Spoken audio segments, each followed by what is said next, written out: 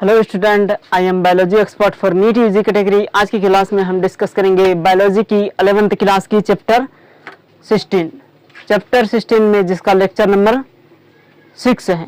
क्या है? Lecture number 6। Chapter name है आपका डाइजेशन एंड एब्जॉर्प्शन। क्या है? Digestion and absorption. Digestion and absorption में मैंने पिछली क्लास में लास्ट क्लास में हमने डिस्कस किया था। क्या किया था डिस्कस? हमने किया था डाइजेस्टिव ग्लैंड। डाइजेस्टिव ग्लैंड में हमने पढ़ लिया था गैस्ट्रिक ग्लैंड, इंटेस्टाइनल ग्लैंड, ये सब डिस्कस कर लिया था। बाकी जो बचा आज वो सब तो हो गया। अब बचा कौन सा ग्लैंड? अब बचा है कुछ एक्सेसरी ग्लैंड्स भी होता है। एक्सेसरी मतलब एक्स्ट्रा ग्लैंड, कुछ एलिमेंट्री कैनाल से वो सब क्या था? वो सब उसी में मिला हुआ ग्लैंड था, लेकिन ये जो है ये क्या है? एक्सेसरी ग्लैंड्स है। एक्सेसरी ग्लैंड्स है। एक्सेसरी ग्लैंड्स हमारी बॉडी में दो है। वो कौन सा है? लीवर है और क्या है? पेंक्रियाज है। Liver and pancreas. आज की क्लास में हम लीवर एंड पेंक्रियाज के बारे में ही डिस्कस करेंगे। तो मैंने लास्ट क्लास में क्या कहा था कि आप उसका नोट्स रिवाइज करो और क्या करो? नोट्स रिवाइज करके उसको PYQ लगाओ। एक बार अगर वीडियो समझ में नहीं आए रिकॉर्डिंग तो दोबारा देखो उसको। ऑब्वियसली आप लोग को दोबारा देखने पर समझ आ जाएगी, अंडरस्टैंड हो जाएगी। अगर फिर भी समझ में नहीं आए तो उसका NCERT पढ़ो। NCERT अगर पढ़ोगे तो देखोगे कि एक एक पार्ट आपको समझ में आएगी।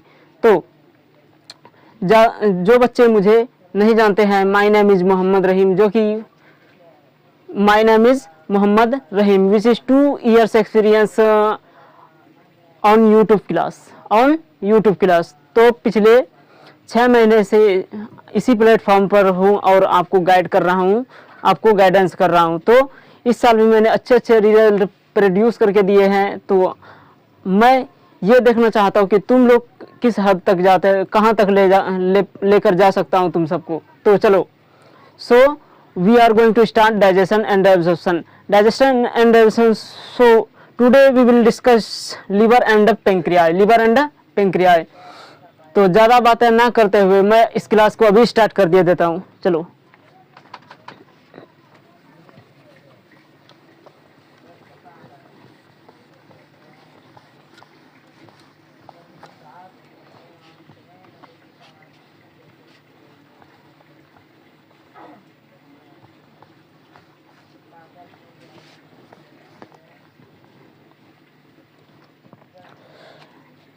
Today we will discuss पेंक्रियानी।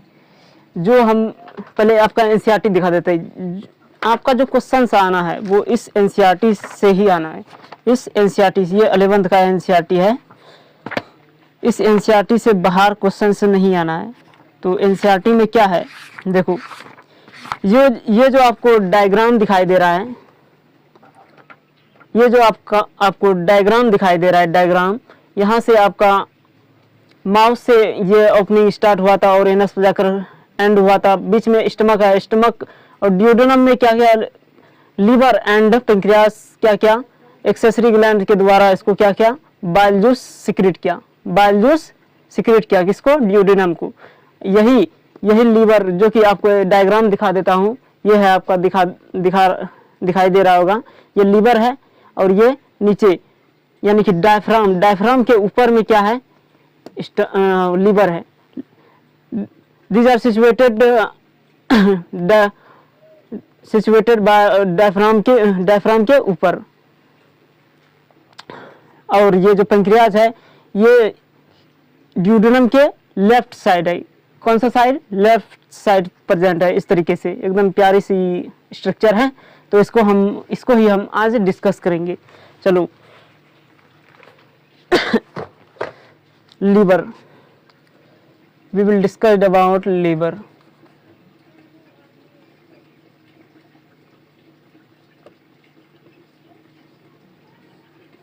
Liver is the largest digestive glands in your body. Largest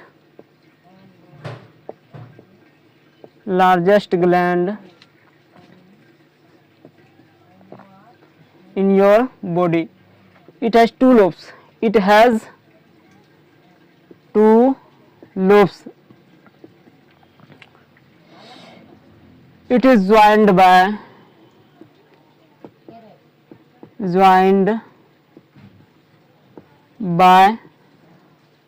falciform ligament. Falciform ligament. Understand? इतना क्लियर है? ये जो आपका लीवर है, it is largest gland. This is the largest gland. It has two lobes. इसके पास दो lobes है जो कि ज्वाइंट है, जुड़ा हुआ है किससे? फॉल्सिफॉर्म लिगामेंट से. फॉल्सिफॉर्म लिगामेंट से. इतना क्लियर है? अब हम डिस्कस करेंगे ये जो टू लोब्स है, ये जो टू लोब्स है, इसके पास ये जो टू लोब्स है, इसके अंदर लोब्यूल्स प्रेजेंट होते हैं. क्या प्रेजेंट होते हैं? लोब्यूल्स. लोब्यूल्स. इस लोब्यूल को हम क्या बोलते हैं? This lobule is called as hepatic lobule. Hepatic lobule. क्या बोलते हैं? Hepatic lobule. ये जो हिपैटिक लोब्यूल है, it is structural and functional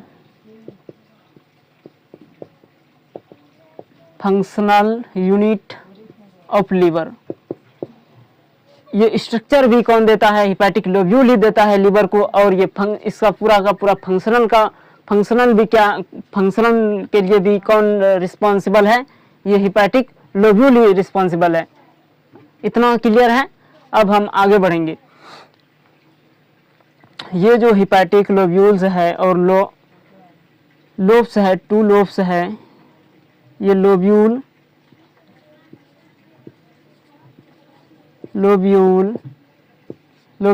plus two lobes. Lobules plus lobes, ये दोनों it has surrounded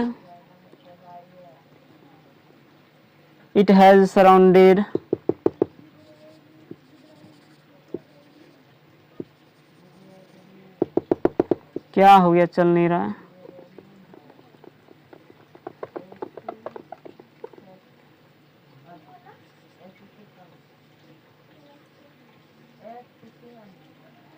They are surrounded by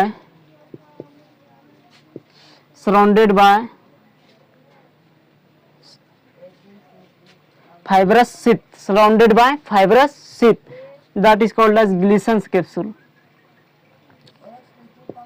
Gleason's capsule. ये जो ग्लीसन्स कैप्सूल है, it is characteristic feature of the liver, mammalian liver.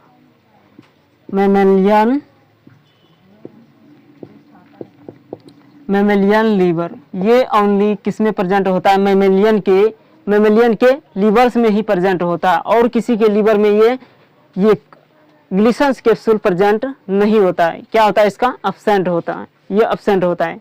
इतना clear है? अभी धीरे धीरे समझेंगे, टोटल पार्ट एक एक कर समझेंगे, कोई जल्दबाजी नहीं. ये जो लोब्यूल्स है, ये lobules it consist of many cells. उस सेल्स को हम क्या बोलते हैं? That cells is called as hepatocyte.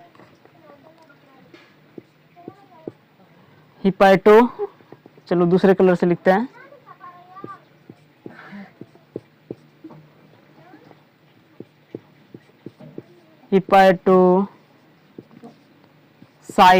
Site यानी कि सेल.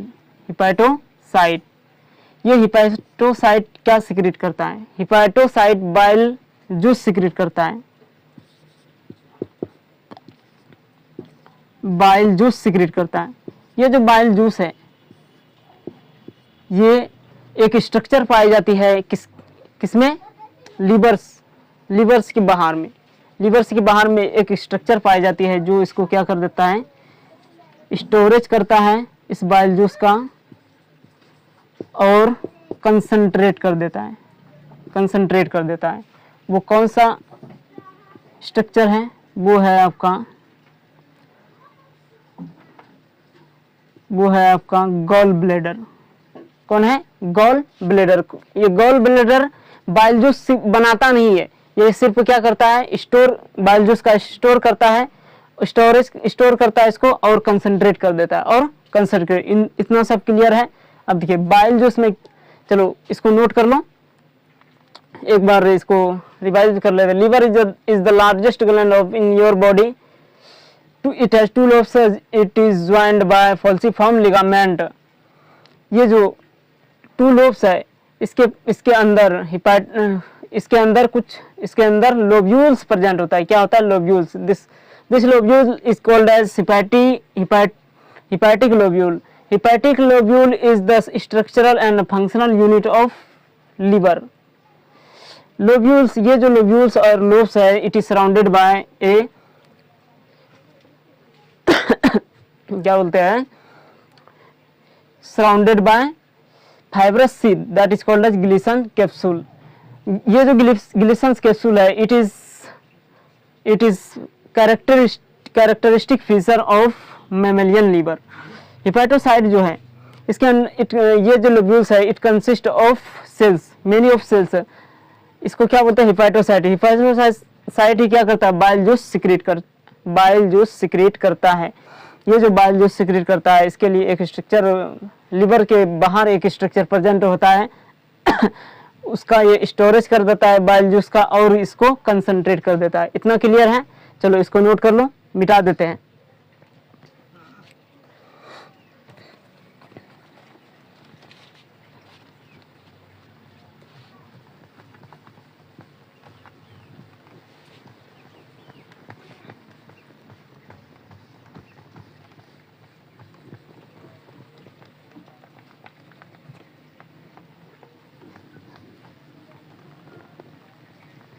अब ये जो तुम्हारा बाइल जूस है, इसमें क्या क्या प्रेजेंट है ये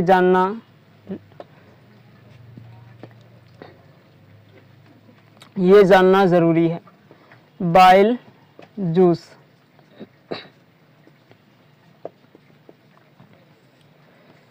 बाइल जूस में क्या क्या प्रेजेंट है? बाइल जूस में प्रेजेंट है बाइल सॉल्ट, सॉरी इसी कलर से लिखना होगा, बाइल सॉल्ट और bile pigment. Bile salt and bile pigment present है इसके अंदर। किसके अंदर? बाइल जूस के अंदर। ये जो बाइल सॉल्ट है, वो कौन सा बाइल सॉल्ट है? सोडियम बाइकार्बोनेट, सोडियम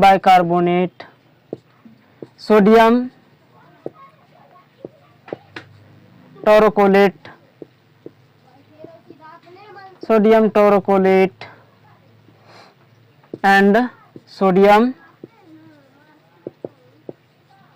ग्लाइकोलेट, ये सब क्या है? आपका बाइल सॉल्ट्स का नेम है, डिफरेंस नेम है। अब देखिए ये जो बाइल पिगमेंट्स है, इसके अंदर क्या प्रेजेंट होता है? बाइल पिगमेंट्स ही, यानी कि पिगमेंट्स से तो आप लोग वाकिफ होंगे पहले से कि पिगमेंट्स मतलब होता है कि कुछ स्याही, यानी कि कलर, यानी कि रंजक, यानी कि रंगीन करने वाला pigments. This is called as pigment. चलो कौन सा पिगमेंट है? That is bilirubin and biliverdin.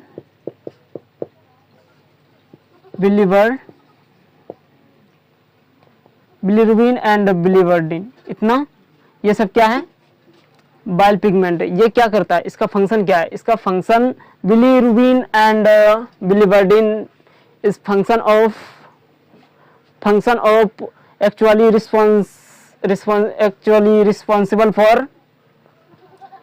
responsible for colors giving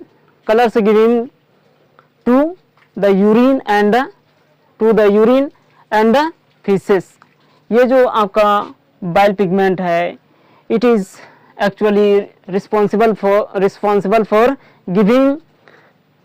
giving color into to feces and urine. यानी कि ये feces को क्या देता है, कलर देता है. feces में जो एनस के द्वारा जो feces निकलती है उसको क्या देता है, कलर देता है. पीला कलर का होता है. आपको अवश्य पता है कि पीला हम लोग नहीं भी खाते हैं तो भी पीला कलर होता है. तो ये पीला कलर जो देता है यही बिलीरुबिन और बिलीवर्डिन देता है. और कौन देता है, और बात करें तो यूरिन को भी ये पीला कलर यानी कि कलर देती है. तो it is responsible for breakdown of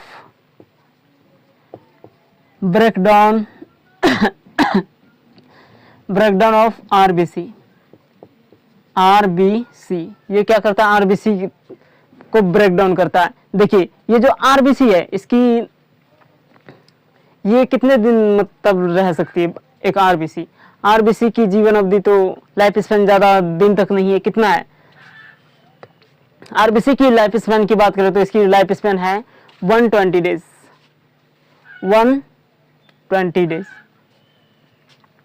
120 days के बाद ये क्या हो जाता है, ब्रेक डाउन हो जाता है. देखिए ब्रेक डाउन होने के बाद अगर ये यूरिन और फीसेस को कलर देकर ये क्या करता है, it gives colour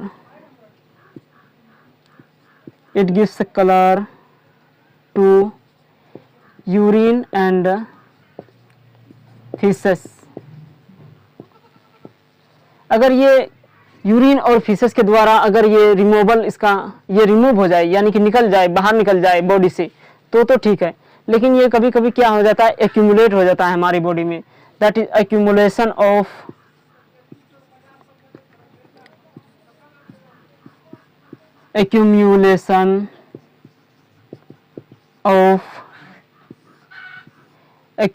of bile pigment. तो कौन सा डिजीज होता है, ये क्या कर देता है, बॉडी के सेल्स को भी कलर देता है. कभी एक्यूमुलेट होकर ये बॉडी को सेल्स को भी कलर देता है. अगर ये बॉडी के सेल्स को कलर दे देता है तो कौन सा डिजीज हो जाता है आपका बॉडी का सेल जो हो जाता है पीला कलर, जिसको हम बोलते हैं पीलिया यानी कि जॉन्डिस. That jaundice. समझ गए, इतना क्लियर है. अब इसको नोट कर लो, मिटा देते हैं.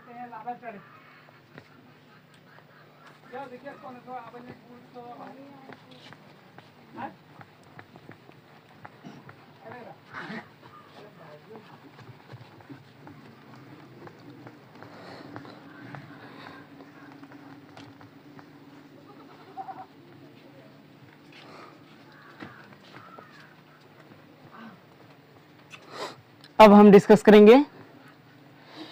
Now we will discuss duct system. ये जो यानी कि एनसीईआरटी का जो पार्ट दिखाया था, ये जो लीवर और पेंक्रियास के जो डक्ट्स, पेंक्रियास से जो बाइल जो सिक्रीट होता है वो किस में जाता है, ड्यूरिनम में सीधा इंटर करती है. इसमें इंटर करने के लिए क्या करता है, इसमें डक्ट सिस्टम, डक्ट तो होना चाहिए. अगर डक्ट नहीं होगा तो कैसे ये इंटर कर सकती है. तो उस डक्ट के बारे में ही पढ़ेंगे. तो so now we will discuss duct system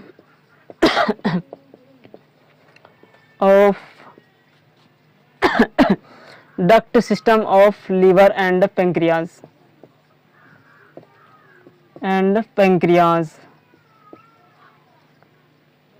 Liver and pancreas. Duct system of liver and pancreas. देखिए ये जो आपका लीवर है वो कहाँ प्रेजेंट है, लीवर प्रेजेंट होता है इस तरीके से. कहाँ, आपके डायफ्राम, डायफ्राम जो है डायफ्राम के ऊपर प्रेजेंट होता है। ये यहाँ से डिवाइड करती है। ये आपका है राइट लोब, ये आपका लेफ्ट लोब। तो यहाँ से एक डक्ट निकलती है, एक लेफ्ट लोब से एक डक्ट निकलती है, एक राइट लोब से एक डक्ट निकलती है। लेफ्ट लोब से जो डक्ट निकलती है that is called as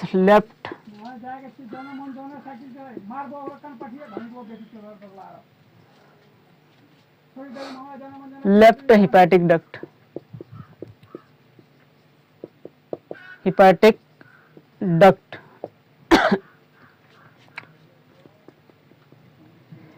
right lobe से जो डक्ट निकलती है that is called as right hepatic duct.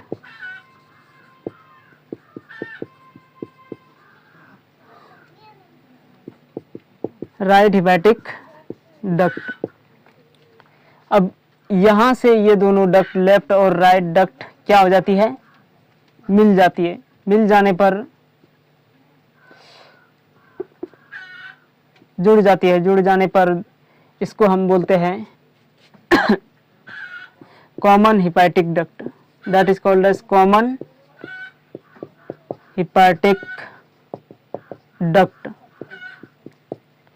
ये कॉमन हेपेटिक डक्ट आगे जाकर यहाँ पर आपका गॉल ब्लैडर प्रेजेंट होता है। यहाँ से गॉल ब्लैडर के डक्ट से ये मिल जाती है।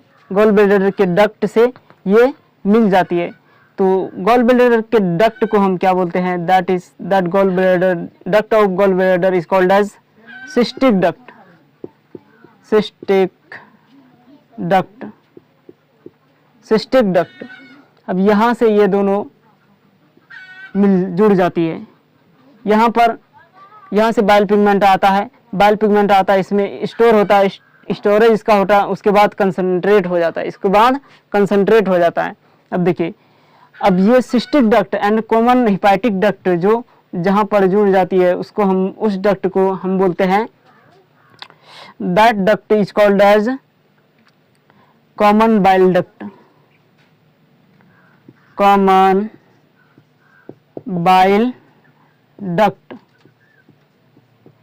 Common bile duct. इतना क्लियर है। अब देखिए, अब इतना क्लियर होने के बाद हम आएंगे किस पर, यहाँ पर प्रेजेंट होता है पेंक्रियाज। क्या प्रेजेंट होता है, पेंक्रियाज।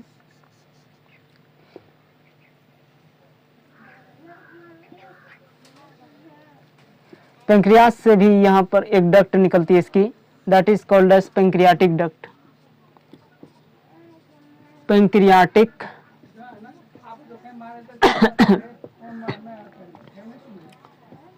Pancreatic duct. ये जो पेंक्रियाटिक डक्ट है, यहाँ आकर ये दोनों pancreatic duct and common bile duct जुड़ जाती है। जहाँ पर ये कॉमन बाइल डक्ट और पेंक्रियाटिक डक्ट जुड़ गई है उस डक्ट को हम बोलते हैं hepato pancreatic duct. Hepato pancreatic, hepato pancreatic duct. इतना क्लियर है, हिपैटो पेंक्रियाटिक डक्ट। यहाँ से आपकी डिओडिनम जुड़ी रहती है। क्या जुड़ी रहती है, डिओडिनम। यहाँ आकर ये क्या कर देती है, वाइड रीजन बना लेती है। डक्ट क्या करती है, वाइड रीजन बना लेती है। ये जो वाइड रीजन है that is called as ampulla. Ampulla यानी कि ampulla means wide region. Ampulla of, that is called ampulla of Vater. Ampulla of Vater. अब देखिए, इतना सारा डक्ट है तो आपको थोड़ा मतलब कंफ्यूजन हो रहा होगा कि इतना सारा डक्ट है, कहीं स्फिंक्टर नहीं है। हाँ, स्फिंक्टर है। यहाँ पर एक स्फिंक्टर लगा हुआ है। कहाँ पर, यहाँ पर। इस स्फिंक्टर को हम बोलते हैं, this sphincter is called as, this sphincter of, sphincter of Boyden, sphincter of Boyden. देखिए, तो आपको क्वेश्चन में कभी कभी ऑप्शन में आ जाता है कि स्फिंक्टर ऑफ बॉयडन कहाँ है। When will opens into the hepatopancreatic duct. कहाँ है? जहां पर हेपेटोपेंक्रियाटिक डक्ट खुलती है वहां पर क्या कौन सा स्फिंक्टर है? Sphincter of बॉयडन। इतना क्लियर है। अब एक और स्फिंक्टर यहाँ पर प्रेजेंट है वाइड रीजन एम्पुला के, एम्पुला ऑफ वेटर के पास, एम्पुला ऑफ वेटर के पास। यहाँ पर जो स्फिंक्टर है that sphincter is called as sphincter of Oddi. Oddi भी बोलते हैं कुछ लोग, ओडाई। क्या है? ओडाई। तो स्फिंक्टर ऑफ ओडाई कहाँ है, कहाँ पर स्थित है? देखिए, when will opens into duodenum, when will opens into duodenum, वहां पर क्या है? Sphincter of ODI. इतना क्लियर है। अब देखिए, यहाँ पर इतना सारा क्लियर हो गया टोटल। अब यहाँ पर कभी कभी क्या हो जाता है? स्टोन हो जाता है। किसमें? गॉल ब्लैडर में। ये क्या है? Gall bladder. यही है तुम्हारा gall bladder, gall bladder, gall bladder. ये जो गॉल ब्लैडर है यहाँ पर क्या हो जाता है? कभी कभी स्टोन हो जाता है। This disease is called as, this disease of called as is called this disease is called as cholelithiasis,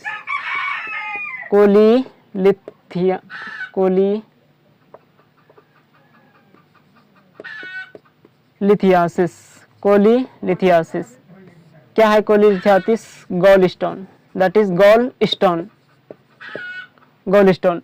इस गॉल ब्लैडर को रिमूव करने की, सर्जरी द्वारा रिमूव करने की प्रोसेस को the surgery removal of gall bladder bye surgery that is called as सिस्टेक्टमी, कोलीसिस्टेक्टमी। Clear है? अब देखिए, इतना क्लियर है, हो गया। अब कंप्लीट हो गया। डक्ट सिस्टम आपका क्या हो गया? कंप्लीट हो गया, कुछ नहीं बचा है। अब हम इसको मिटा देते हैं। तो चलो आगे चलते हैं। ये आपका क्या था? पेंक्रियाज था। कंफ्यूजन में नहीं जाना कि ये क्या बनाया है। ये क्या था? पेंक्रियाज। तो एक डायग्राम है, दिखा देता हूं तुमको। एनसीईआरटी में एक डायग्राम दिया गया है। ये है आपका गॉल ब्लैडर। क्या है? Gall bladder. यहाँ से आपका कॉमन बाइल डक्ट निकलता है, कॉमन हेपेटिक डक्ट निकलता है, कॉमन बाइल डक्ट, तब जाकर यहाँ पर क्या? पेंक्रियाज जुड़ती है, पेंक्रियाटिक डक्ट निकलती, तब हिपैटोपेंक्रियाटिक डक्ट में आकर खुलती है। किसमें? डुओडेनम में। इतना क्लियर है। अगर ये डायग्राम, अगर मैं इस डायग्राम में समझाते तो आपको कुछ नहीं समझ में आता, इसलिए मैंने अपने हाथों से एकदम बना के दिखा के करके दिखाए तो आपको ज़्यादा क्लियर हो जाएगी। चलो, इतना क्लियर है। चलो हम इसको मिटा देते हैं। बहुत ही सुंदर ब्यूटीफुल सा स्ट्रक्चर बन गया है।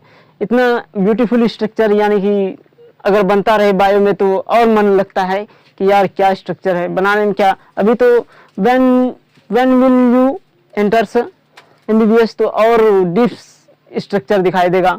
इसका? हमारी बॉडी के अंदर का। तो चलो, ये बातें अलग थी, तो इसको नोट कर लो, मिटा देते हैं।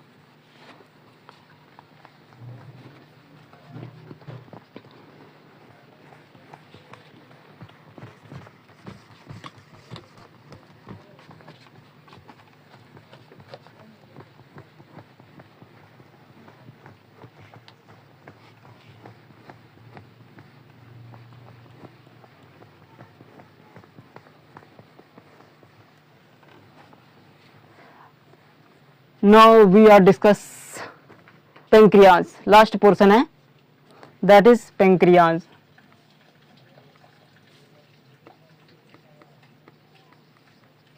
That is pancreas. Pancreas pancreas क्या है?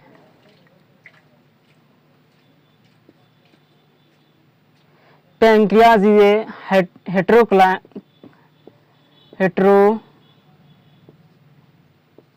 ग्लैंड, हेटेरोक्राइन यानी कि इसके पास एक्सोक्राइन का पार्ट भी प्रेजेंट है, एक्सोक्राइन का पार्ट भी प्रेजेंट है और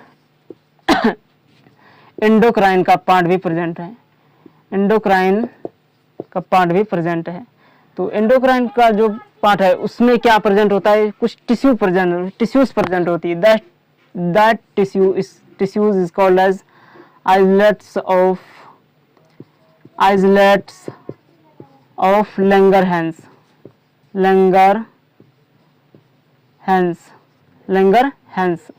ये क्या सिक्रेट करता है? ये सिक्रेट करता है हार्मोन। क्या सिक्रेट करता है? हार्मोन सिक्रेट करता है। कौन सा हार्मोन? ये सिक्रेट करता है इंसुलिन हार्मोन, इंसुलिन, ग्लूकागॉन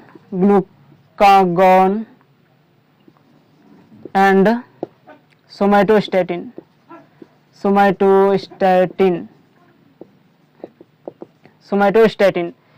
इतना क्लियर है? अब देखिए ये एक्सोक्राइन का पार्ट क्यों है?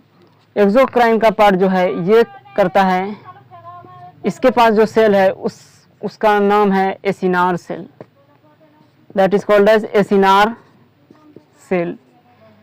Acinar cell. ये क्या सिक्रेट करता है? एसिनार सेल एंजाइम सिक्रेट करता है। क्या सिक्रेट करता है? एंजाइम। हम तो डाइजेस्टिव सिस्टम में तो हम यही एंजाइम के बारे में ही डिस्कस करेंगे। हम हार्मोन्स के बारे में तो डिस्कस नहीं कर सकते। हार्मोन दूसरे चैप्टर में हम डिस्कस करेंगे। किस चैप्टर में? हम आने वाले चैप्टर में डिस्कस करेंगे। वो चैप्टर नाम है आपका, चैप्टर नाम दिखा देते हैं,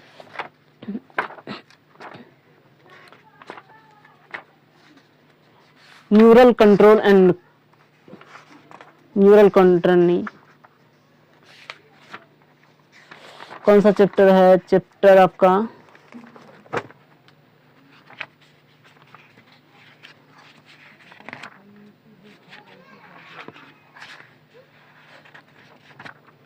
केमिकल कोऑर्डिनेशन। लास्ट चैप्टर था इसलिए मैं नाम भूल गया था। केमिकल कोऑर्डिनेशन एंड इंटीग्रेशन, समझा?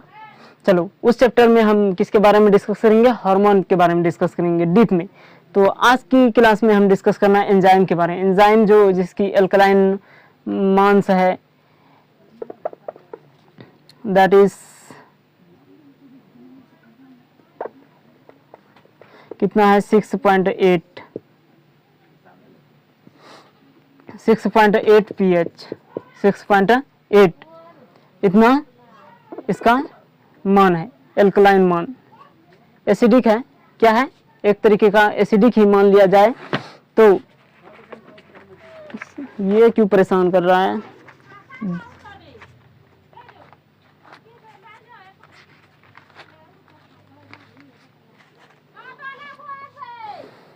सेवन 7.6 है, सॉरी 7.6 है। कभी कभी क्या हो जाता है, भूल दिमाग से बाहर चला जाता है, इसलिए थोड़ा सा चीटिंग कर लेते हैं। क्या कर लेते हैं? चीटिंग कर ले। चीटिंग मैं चीटिंग किया लेकिन तुमको चीटिंग करने नहीं दूंगा तुमको चीटिंग करने नहीं दूंगा। तो चलो एंजाइम कौन सा है? एंजाइम में आपके पास यानी कि बाइल जूस में क्या क्या प्रेजेंट है? जगह बचेगा तब लिख पाएंगे, नहीं तो नहीं। चलो इसको अगले पेज पर लेकर चलते हैं, इसको मिटा देते हैं।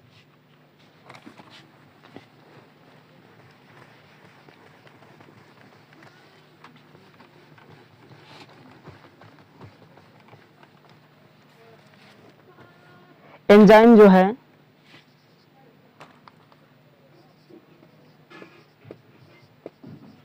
इसका एल्कलाइन मान है 7.6।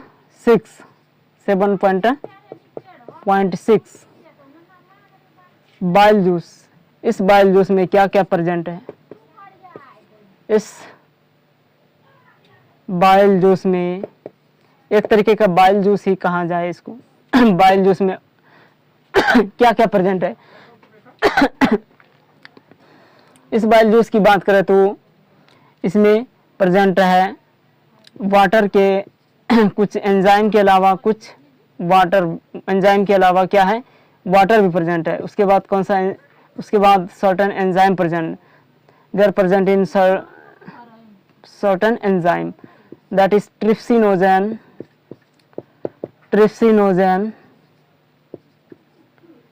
and chymotrypsinogen,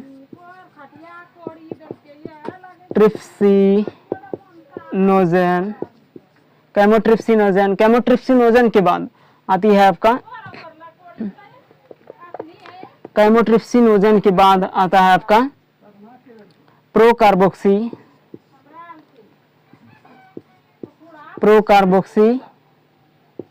peptidase, procarboxy peptidase. उसके बाद पैंक्रियाटिक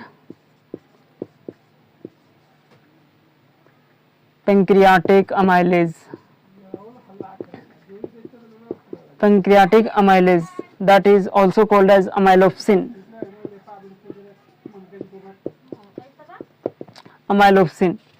और दूसरा क्या है, पैंक्रियाटिक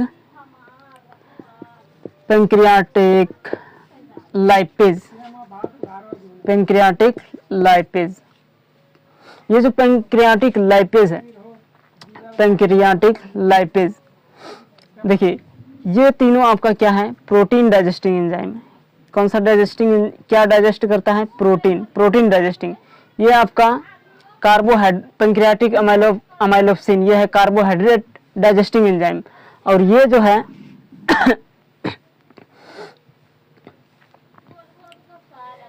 पैंक्रियाटिक लाइपेज जो है, ये फैट डाइजेस्टिंग एंजाइम है। फैट डाइजेस्टिंग एंजाइम एक बच गया आपका न्यूक्लिक एसिड, न्यूक्लियेजेस,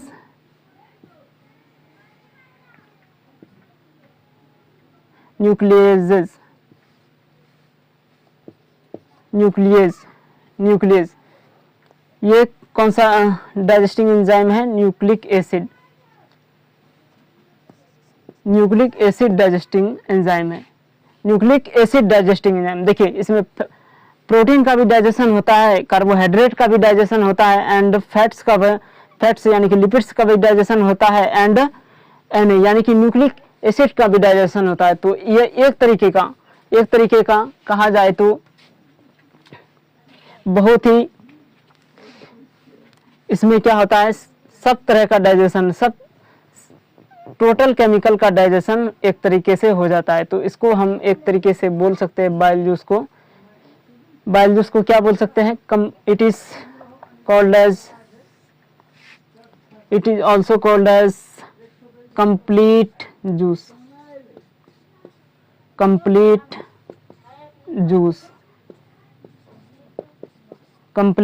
जूस कहलाया कि नहीं कहलाया, कंप्लीट, क्योंकि इसमें प्रोटीन डाइजेस्टिंग एंजाइम भी है, कार्बोहाइड्रेट डाइजेस्टिंग एंजाइम भी है, फैट डाइजेस्टिंग एंजाइम और न्यूक्लिक एसिड डाइजेस्टिंग एंजाइम भी है, इतना सारा है।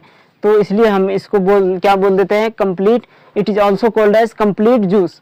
सो आज का क्लास यहीं पर हम समाप्त करेंगे। So we are done this session. तो मिलते हैं अगली क्लास में। तो इसका नोट्स रिवाइज कर लेना, एनसीईआरटी पढ़ लेना और PYQ लगा लेना। तो अगर एक बार रिकॉर्डिंग समझ में नहीं आए तो दोबारा इसका रिकॉर्डिंग देखना, तो आपको जरूर समझ में आएगी।